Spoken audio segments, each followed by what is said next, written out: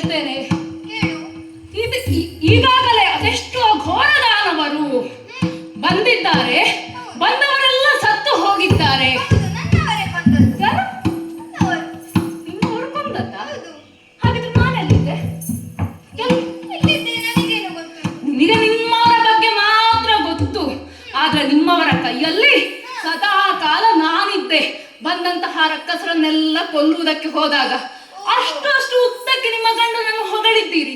ಹೊಗಳುವಾಗ ನನ್ನನ್ನು ಯಾಕೆ ನಿಮಗೆ ನೆನಪಾಗಲಿಲ್ಲ? ನಾನಿದ್ದೆ ಅವರ ಕೈಯಲ್ಲಿ, ಯಾವತ್ತೂ ನಾನಿದ್ದವನಲ್ವೇ ಅಮ್ಮ. ಅಷ್ಟು ಉದ್ದಕ್ಕೆ ಹೊಗಳುವಾಗ ಈ ಪಾಪ ಸುದರ್ಶನ ನೆನಪೇ ಇಲ್ಲ ಅಮ್ಮ. ನಿಮಗೆ ಮುಚ್ಚ